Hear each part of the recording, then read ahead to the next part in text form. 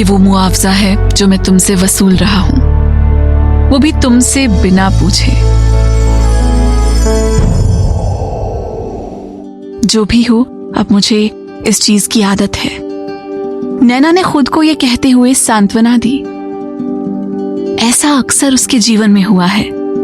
उसके लिए ये कौन सी नई बात है, नैना ने अपने आप से कहा।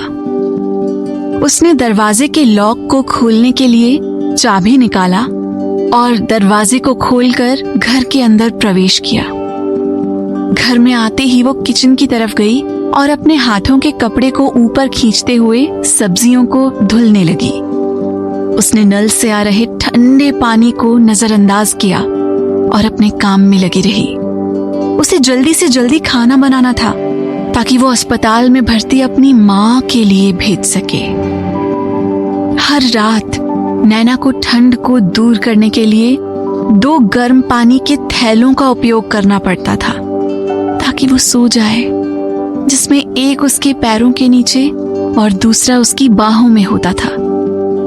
आखिरकार उसके पास हीटिंग शुल्क देने के लिए पैसे नहीं थे, फिर भी वो अक्सर अपने हाथों और पैरों को सुन्न पाती थी। आधी रात को जाग जाती थी। ऐसा पानी की गर्माहट खत्म होने की वजह से होता था। आधे घंटे बाद चावल के कुकर को उतारने के बाद उसने दाल को उबलने के लिए गैस पर रख दिया। इसके साथ ही उसने 2 अंडे भी उबलने के लिए गैस पर रखे और इसके बाद वो प्याज काटने में लग गई। ये सब करने के बाद उसने खुरच खुरच कर कुकर से चावल निकाला और वो सभी सामान इकट्ठे करने में लग गई जो या तो दोबारा प्रयोग किए जा सकते थे या कम से कम फेंकने लायक नहीं थे। ये सब उसे इसलिए सोचना पड़ता था और खर्च में कटौती करनी होती थी क्योंकि उसे अपनी माँ के इलाज के लिए पैसों की जरूरत थी और उसे पैसे बचाने की जरूरत थी। यही वजह थी कि वो 3 अलग अलग नौकरियां करती थी। वो इन सब से काफी थक जाती थी, लेकिन इसके बावजूद उसके जीवन में संतुष्टि का एक अलग भाव था। हो भी क्यों ना, वो आत्मनिर्भर जो थी। अपने नाश्ते को जल्दबाजी में खत्म करते हुए नैना ने खाने को ले जाने के लिए टिफिन को लिया और अपनी पीठ पर एक बैग के साथ बाहर निकल आई। उसने सुबह अस्पताल में अपनी माँ के पास जाने और दोपहर में ग्राहकों को किताबें बेचने की योजना बनाई। खाना लेकर जब वो अस्पताल के लिए अपने कॉलोनी से निकली, तब उसके कॉलोनी के एक कोने पर एक लंबी गाड़ी खड़ी थी। उस कार से एक लंबा आदमी उतरा। उस आदमी ने एक लंबा ओवरकोट और ठंड से बचाव के लिए बढ़िया ऊनी दस्ताने पहन रखे थे। वो काफी सुंदर और आकर्षक होने के साथ अमीर भी लग रहा था। उसके सामने ये जर्जर इमारतों का कोई मेल नहीं था। उसे यहाँ देखते हुए सहसा ही किसी के मुंह से निकल जाता कि क्या ये इंसान यहाँ रहता है। वो शांत खड़े होकर एक टक उस खंडहर नुमा आवासीय कॉलोनी को देख रहा था। हालांकि ये सन्नाटा बस उसके बाहर और दिखावे का था। वो अंदर से बहुत ही बेचैन था। वो सोच रहा था कि यहाँ कोई कैसे रह सकता है। ये सब सोचते हुए वो उस दरवाजे की तरफ बढ़ने लगा जहाँ से नैना अभी अभी उसके सामने से निकल कर गई थी। उस दरवाजे की तरफ उस व्यक्ति को बढ़ता देख उसके साथ चल रहे राकेश ने जंग लगे लोहे के दरवाजे को खोलने के लिए तेजी से अपने कदम बढ़ाए। दीवारों पर दाग धब्बे के निशान भी थे। ये सब देखते हुए वो ऊपर की मंजिल पर पहुंचा जहां वही शब्द उसने लिखे देखे जो नैना ने देखे थे, पे द डेप्ट। दरवाजे के खुलते ही वो आदमी सीधा हुआ, लेकिन धीमे कदमों के साथ ऊपरी मंजिल की ओर बढ़ने लगा। उसने देखा कि दरवाजे पर लगे सेंसर खराब हो चुके हैं। हैंडल पर जंग लगा है। ये दरवाजा जगह जगह से टूटा हुआ है।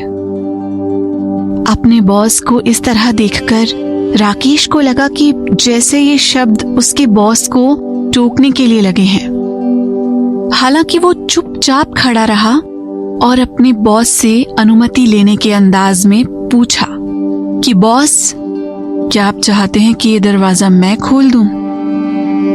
अपनी आंखों में उमड़ रही भावनाओं को छुपाते हुए और सीधे राकेश के संपर्क में आने से बचते हुए आनंद ने कहा, लाओ चाबी मुझे दो।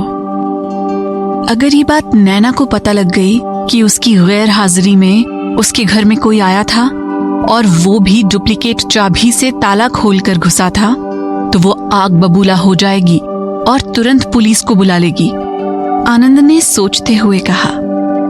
अब वो दोनों उस अपार्टमेंट के अंदर थे जो बहुत ज्यादा ठंडा था।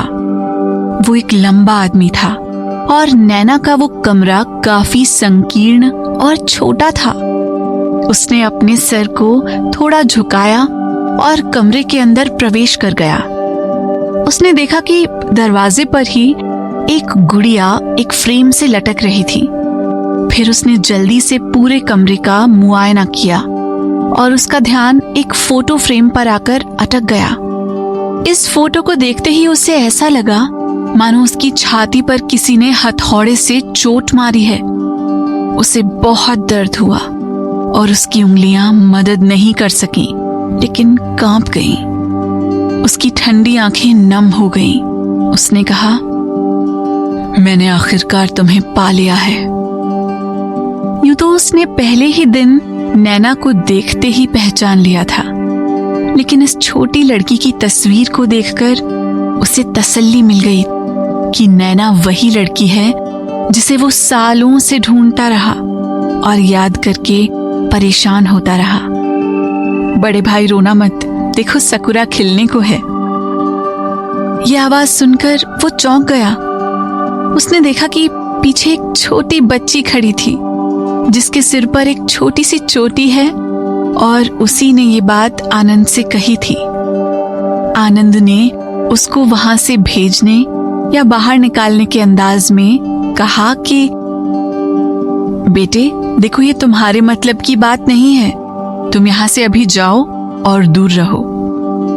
उसकी चिल्लाहट ने छोटी लड़की को थोड़ी देर के लिए स्तब्ध कर दिया। अपने कपड़ों के हेम को रगड़ते हुए छोटी लड़की काफी देर तक झिझकती रही और फिर उस नौजवान की तरफ देखा जिसने अपने आंसू पोंछते हुए अपना मुंह फिर से खोला। रो मत। लेकिन उसकी कांपती आवाज से पता चला कि वो थोड़ा डर गई थी।